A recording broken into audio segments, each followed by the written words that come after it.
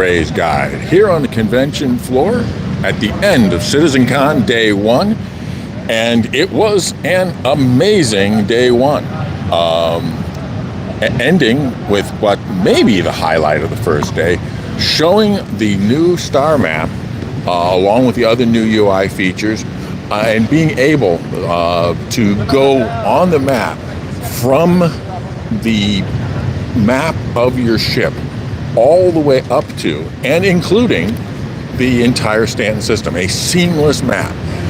This company, this game, has such a commitment to doing things seamlessly, having a seamless universe.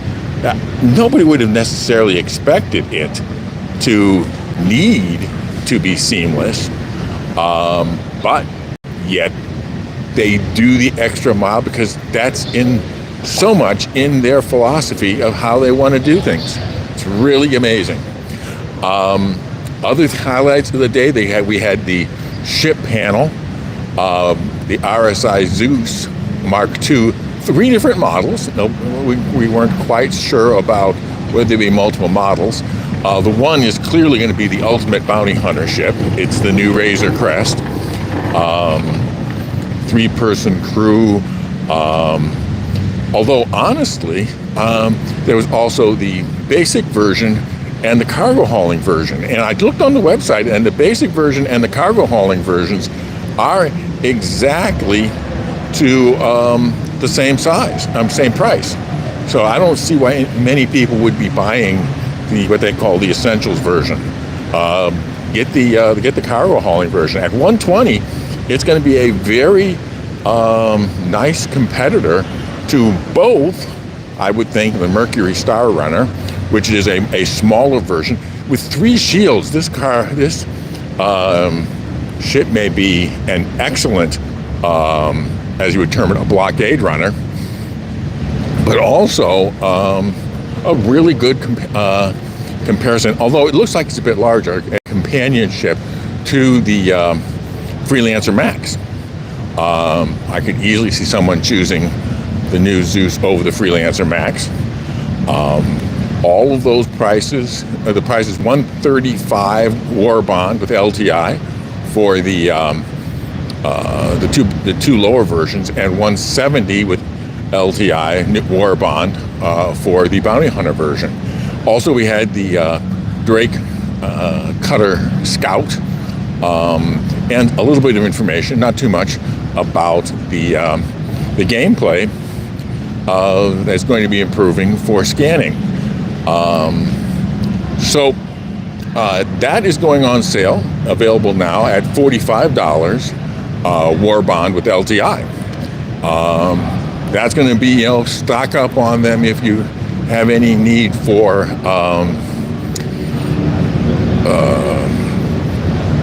credits, LTI tokens. Uploading a max to the Zeus. What we don't yet know, I don't know if they haven't had a chance to look at detail on the pages. The only reason why you might not upgrade a max to the Zeus would be dimensions. If the max just fits easier in smaller places than the Zeus does, then you might want to stick with the max. But other than that, I didn't see much of any reason not to go with the Zeus over the Freelancer Max. Other than the fact I didn't. Oh, hey, actually, correct me, I'm wrong. I thought that there maybe wasn't a second entrance, but I did see an airlock, so there probably is a second ground entrance. Something about the ship, looking from the diagrams, it seems to sit very low to the ground, so it might be a very easy place to get as a vehicle carrier on and off.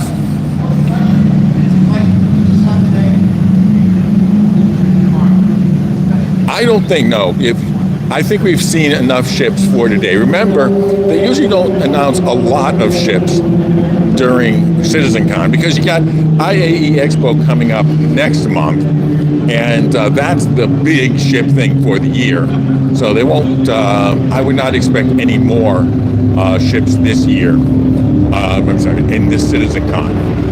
The other interesting about the ship panel is that they were going to take a certain approach to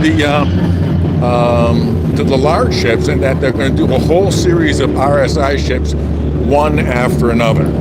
And I can see that from a business standpoint, but I could see it being frustrating because they showed off the work in progress they had on the Banu Merchantman, and then said, well, we're not going to actually work on this anymore. We're going to work on a bunch of RSI ships. And it's almost like, usually when you tease somebody, you turn around and then do something to satisfy the tease.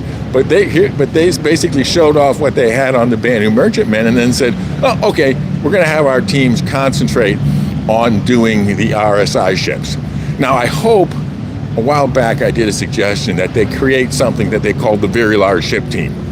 And so what I would hope they do is when this team for RSI finishes all three of the, I think it was three, maybe four of the RSI ships that were going to be in their dedicated pipeline, that they then still keep them together as a team, which is a good thing to do, and then put them on the other parts of the big ship backlog, and in effect become the Very Large Ship Team that I had suggested that they do, because they've got a lot of ships and a lot of pipeline.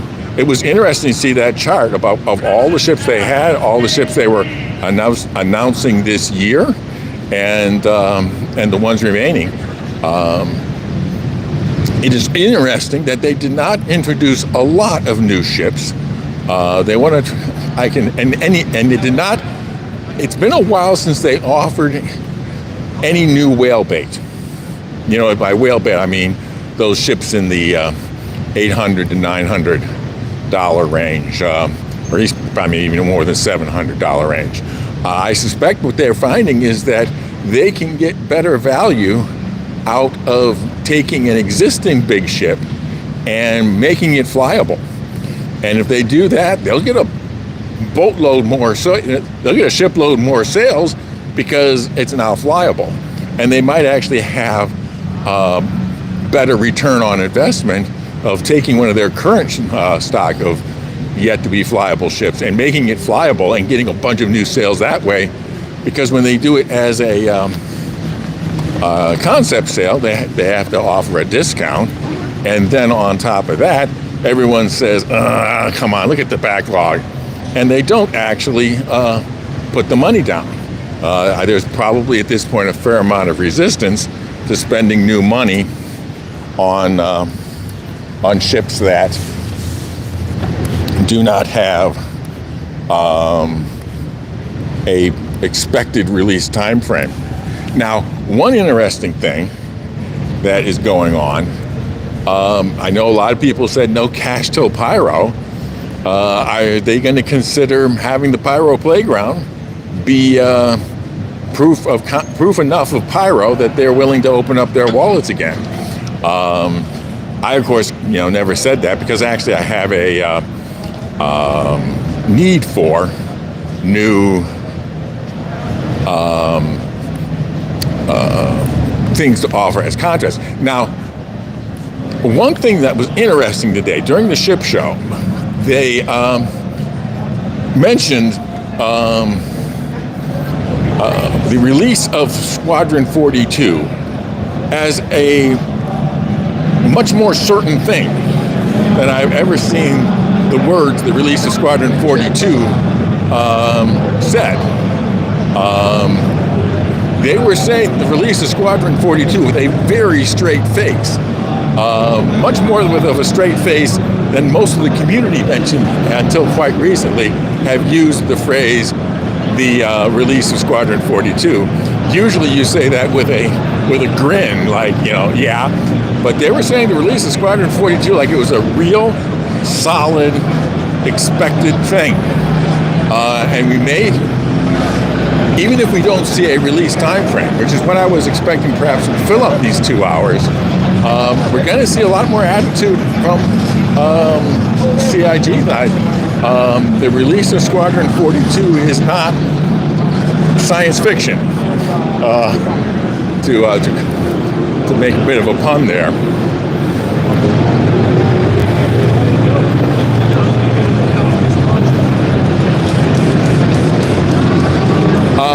No, I have not seen that article, but frankly, a year ago at the Los Angeles Bar-Citizen, I put that question to Chris Roberts himself, and I said, what is still left on Squadron 42? Are there any big technical barriers, technical blockers? And his response was, it's just a lot of polish. And I thought maybe that was just Chris, being Chris, but he may have very well been right that it's all just polishing. This was just shortly before he moved to Manchester, and I was really wondering what, he moved to Manchester, presumably to be the close to the people finishing Squadron, and so I said, what still needs to be finished for Squadron? So I think in terms of major features, it is feature complete, and we saw a lot of things today that, particularly the new star map, where they were being quite honest that this is what you're going to see in Squadron 42. For example, he showed the new mobiGlas and said, this is the military mobiGlas that you will be seeing in Squadron 42. There was no, it might be sort of like it could be sort of like it. No, he said this was the military mobiGlas that you are going to see in Squadron 42. And he pulled up the multi-tool and said, this is the military multi-tool that you will see in Squadron 42. That is the kind of words you hear from someone who knows that this isn't the prototype or the version 1 or the tier 0, that this is going to be the thing. I guess I'm going to discover that, because where I am right now is in line for my 40 minutes of pyro. Now, I only have about half a battery, and my battery has been my nemesis of my live coverage. So I might actually, if it looks like I'm getting close, I may cut off and open up another, sorry about the terrible lighting here, opening up another live stream when I get close to the front of the line, so you can hang on for that. I guess I should point out and make my, earn the rent, and remind everyone that my live coverage has been sponsored by Tobii Eye Tracker. The Tobii Eye Tracker has a special 15% off through November 3rd. Also, they're still running the contest to earn chances to win an Eye Tracker 5 or any of a number of Star Citizen starter packs. URL is tobii.gg/RaysGuideCon-contest. So let's talk about other things. I have not yet gotten into Tribe Pyro. I am right now in the line talking to you from discussing things while we are in line. I did see other people with their tripod set up, recording their experience in Pyro. So I don't think it's prohibited. I do not see anybody suggesting or sticking a clipboard in my face with a non-disclosure agreement on it.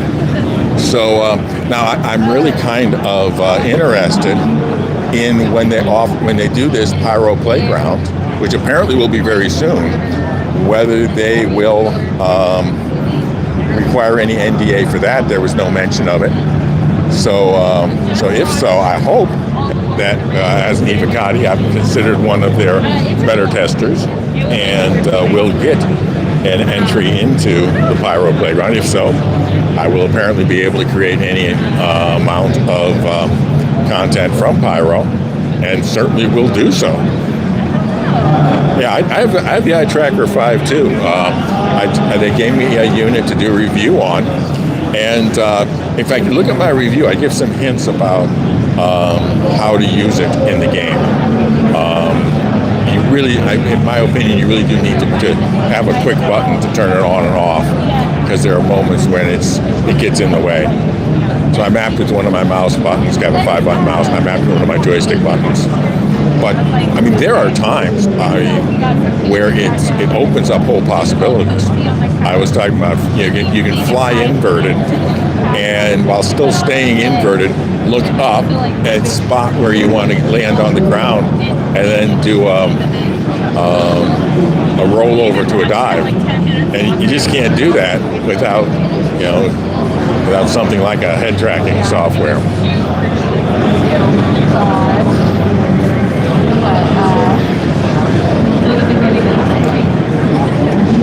Yeah, I really liked both the vision of the new new Mobi glass that they showed. It'd be interesting to see what the civilian version of that is. Also, the new heads-up display looked very clean and very nice.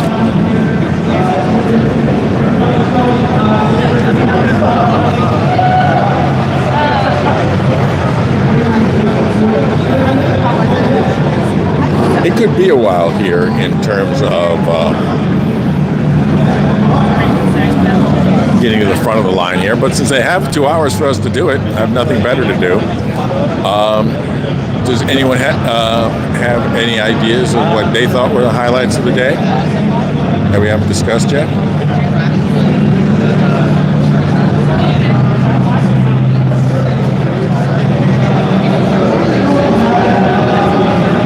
Yeah, where you can see a little bit of the edge of the frame around your helmet.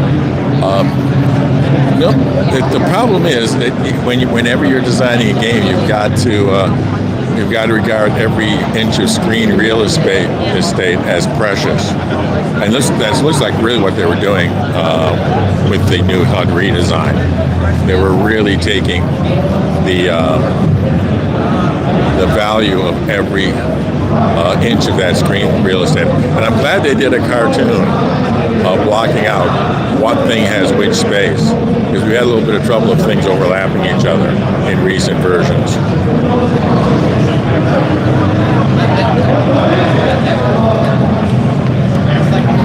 Yeah, I mean, it's really interesting. Most of what was in that engine demonstration at the start of the whole thing was stuff we'd already seen, but they just taking it all and showing it to you methodically at one after another really brought home what they've been spending our money on.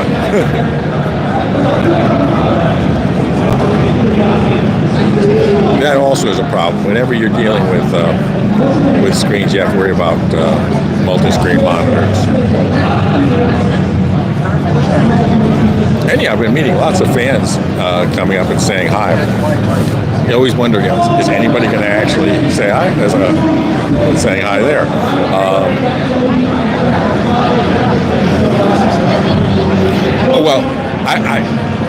They could have rubbed it in Starfield space with half the time that they spent.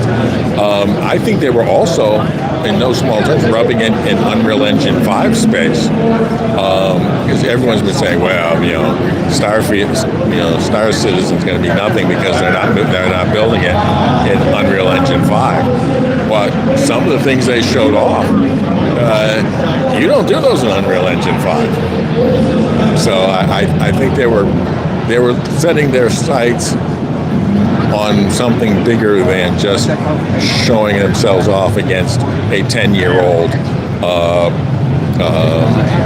Bethesda engine. But the fact that you just kept on going and going and going and going without ever encountering a loading screen or an invisible wall, it just got compared to Starfield, it just got ridiculous by comparison. I think that was what they were thinking, but I don't think they were just trying to say, hey, this is better than Starfield. I mean, I think they were saying, we don't make excuses to anybody, including Unreal Engine 5.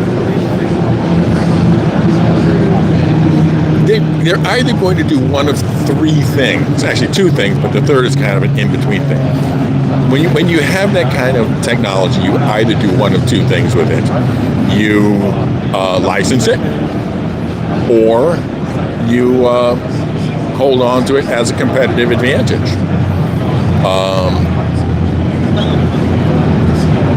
CIG, the third thing that's kind of in between would be to have strategic partnerships.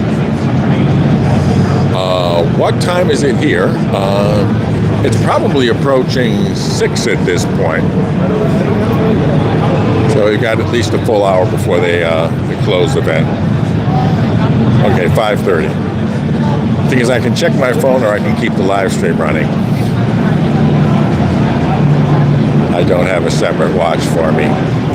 Oh, by the way, if you are here, I found the secret men's room. The secret men's room is if you, which there's never anybody in compared to the lines in all the other men's rooms in the convention center. There's no lines in the secret men's room. Facing the stage, you go through the curtains to the right of the stage area, the theater area. Then you turn right, follow the hallway, and there's an entrance to a men's room there that's got like 30 stalls and urinals, and nobody's in it. It might as well be the brand new bathrooms, considering how few people are using them.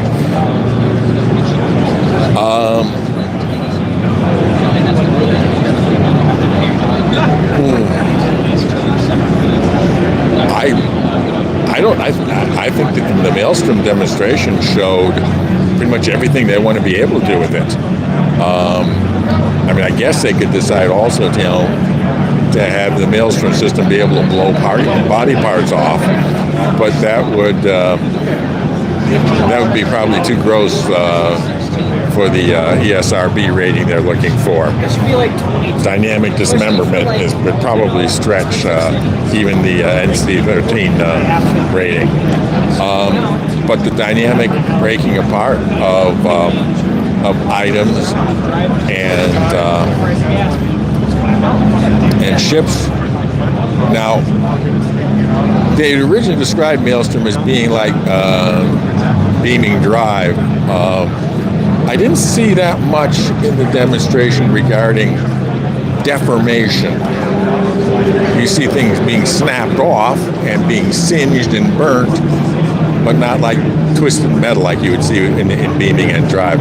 I'm not really sure that's necessarily an important feature, and it probably would add a lot more complexity to it. I'm unfamiliar with Skate 3, but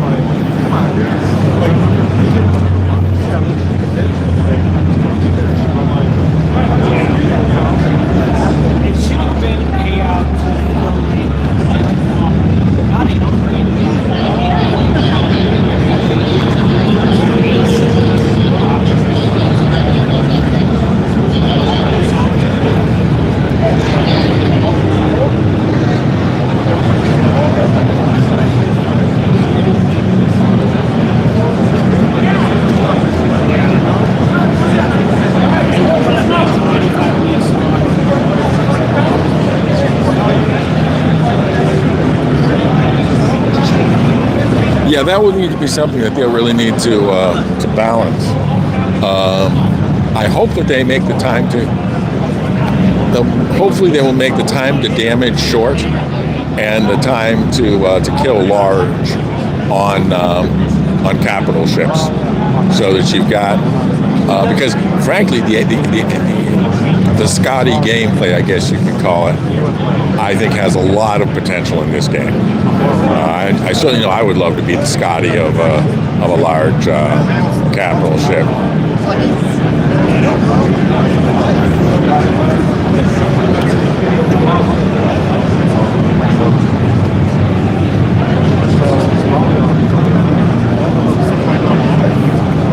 I'm not sure there's a limit to how much realism you really need to have. I don't need to have a truly authentic slaughterhouse.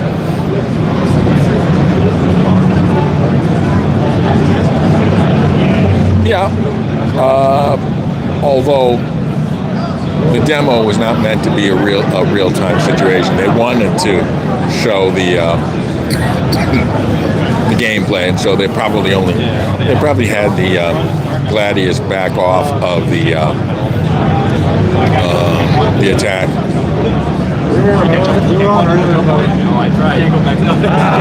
Well, yeah, because we were on earlier, we didn't get like a full look at the basket.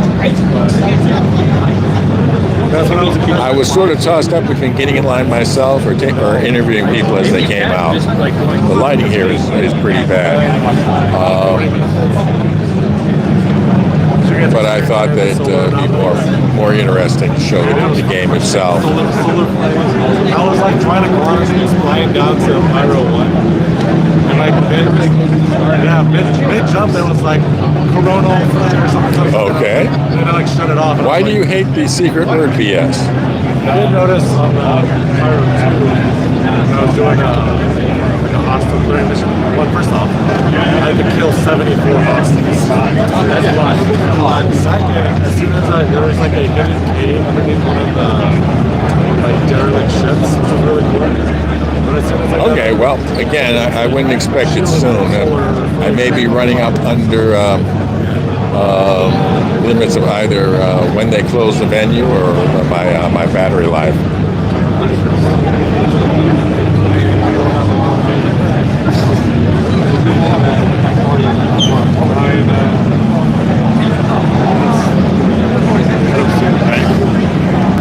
The clue to what?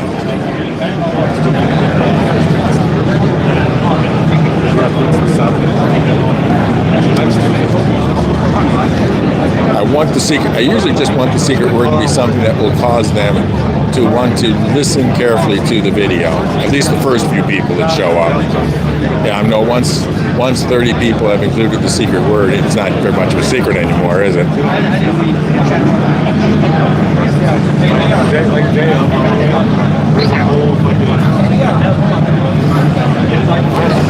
And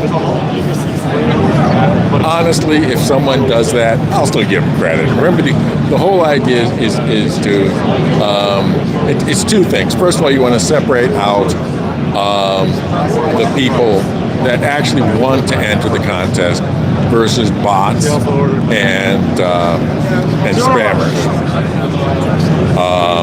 And so, yeah, you want to have. I do the secret word so that I'm only putting in entries of real people that actually want to enter the contest. Because not everyone that comments actually is interested in the contest.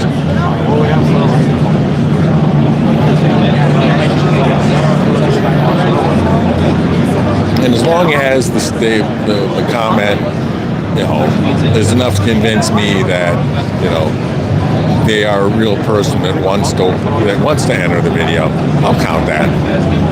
Again, the idea isn't to be exclusionary.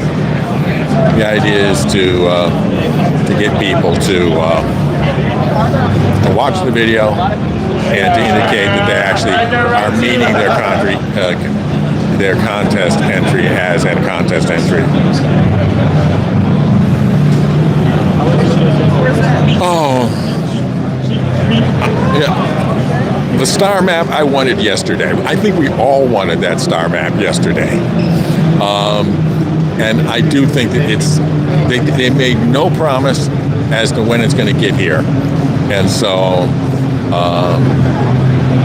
obviously, I would love to see that in 3.22. And honestly, now there's a funny thing that once they show something like this at Citizencon, it's like we're going to be sad every dot or double dot release. Hey, we're going to be sad every double dot release that doesn't have that new star map in it.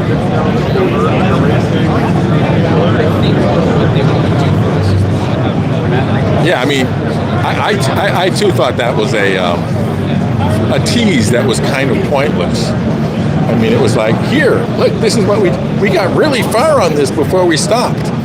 It was like, yeah, but you still stopped, and you're not saying anything about starting it again. So let's just do it. Make me sad.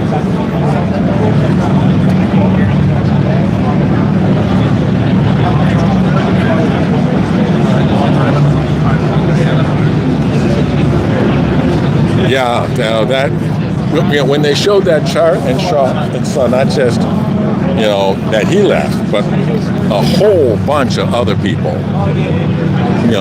He did one of the real screw you old movers in business, and that is to leave, not only leave but take your whole team with you.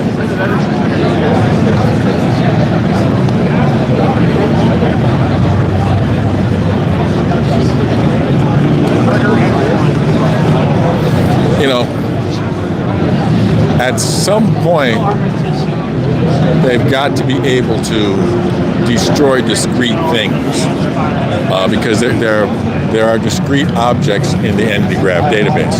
So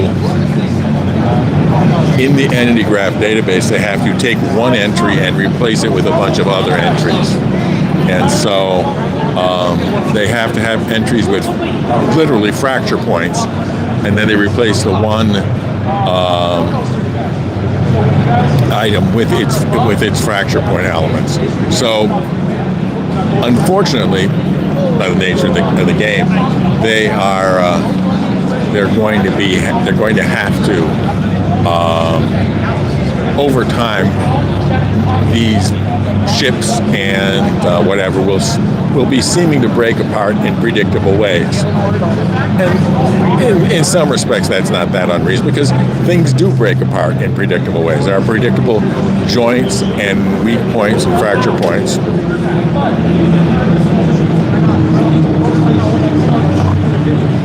I would not want to speculate why somebody leaves.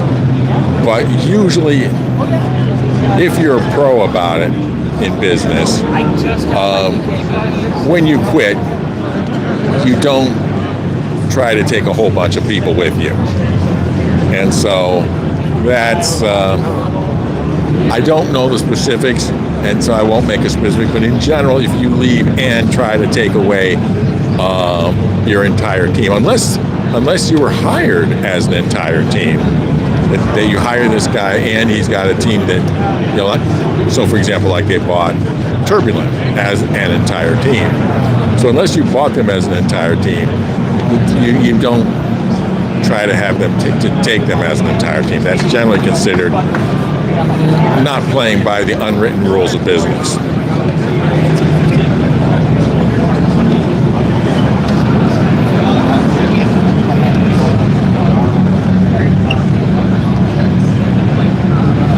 Anyhow, I think this line is shortening up considerably.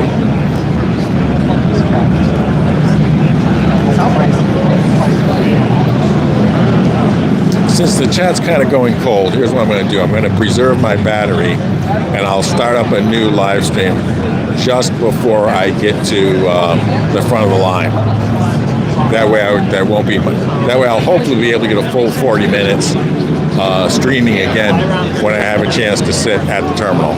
So, on behalf of Tobii and the iTracker 5, I'll be signing out. Hope to see you in a few minutes when I get up to the in the terminal itself and the computer itself, and give you a view of the Pyro Playground.